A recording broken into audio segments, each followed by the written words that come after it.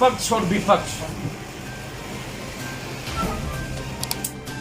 इन दोनों की जुगलबंदी और इस दोनों की सत्ता का लोभ, दोनों की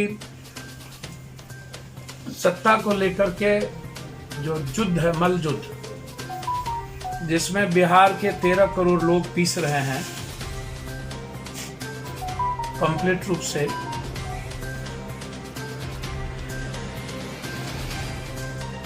उसमें नीतीश कुमार जी की जो सरकार है वो कंप्लीट रूप से समझिए कि धृतराष्ट्र का आवरण, एक ऐसा आवरण धृतराष्ट्र का है जिसमें यह सरकार बहरी भी है और अंधी भी है। सुनती बिहार की किसी की नहीं है, सुनाती सबको है।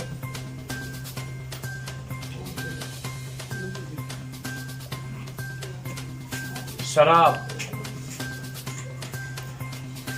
के बड़े व्यापारियों को पकड़ने का दावा नीतीश कुमार जी ने किया, 2 व्यापारी को पंजाब से। हम इस सरकार से मांग करते हैं, जानना चाहते हैं कि जिस व्यापारी को आपने पकड़ के लाया था उसके कोई बैंक खाते, अकाउंट जब्त किया आपने? क्या आपने वो दोनों व्यापारी के आधार पर बिहार में किसी को चिन्हित किया, एफआईआर लॉन्च की बिहार में किसी आधार पर? जब 200-400 गाड़ी डेली आती थी तो उनके पैसे भी सीज होने चाहिए थे, आपने किया? उनके अकाउंट का डिक्लेयर किया? उनके आने के बाद बिहार में किन किन को सामग्री मिलता था, क्या उसको एफआईआर दर्ज हुई?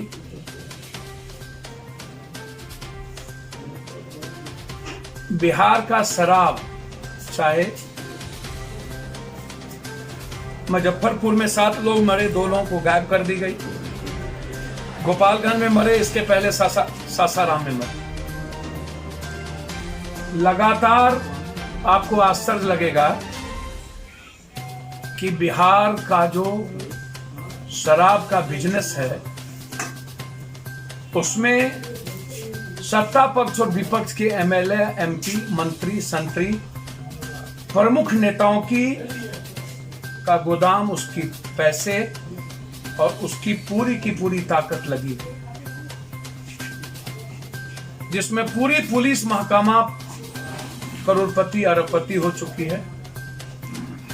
मैं उनसे जानना चाहता हूं कि कृषि में विकास, कारखाने पर उन्होंने कुछ नहीं दिया, नया बिजनेस उन्होंने नहीं लाया और नया निवेश उन्होंने नहीं लाया, तो रोजगार बढ़ाने की उन्होंने व्यवस्था कोई की नहीं। 19 लाख रोजगार, न निवेश, न कारखाने पर पैसे, न बंद फैक्ट्री पर पैसे और नया कोई बिजनेस, तो फिर रोजगार कहां से देंगे वो हम जानना चाहते हैं।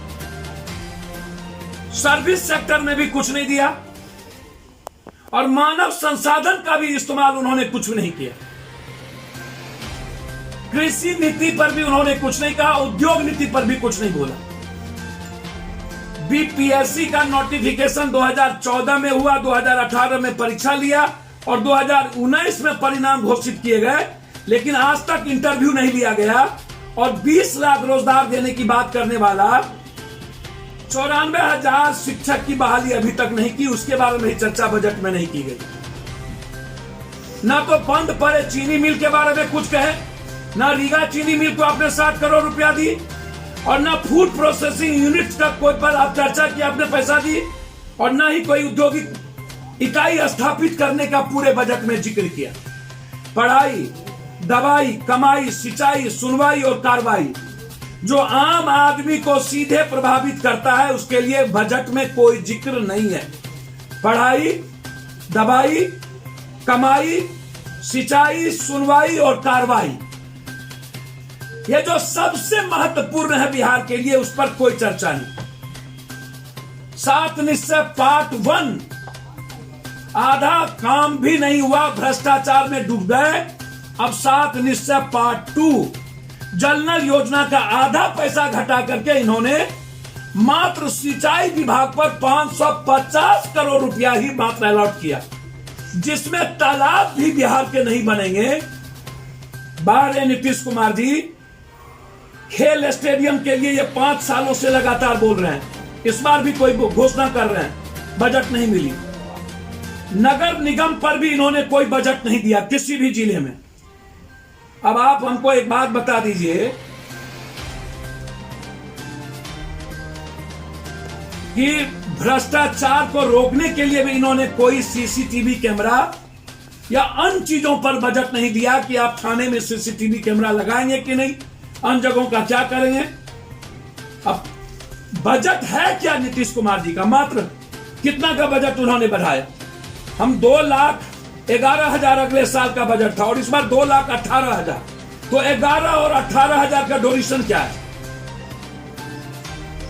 पर्यटक को लेकर के नीतीश कुमार जी से पप्पू यादव जानना चाहता है, जिसमें अपार संभावना है पर्यटक को लेकर के बिहार के डेवलपमेंट का। क्या नीतीश कुमार जी बिहार के पर्यटक पर 1 रुपया खर्चा नहीं करेंगे? यह मैं जानना चाहता हूं।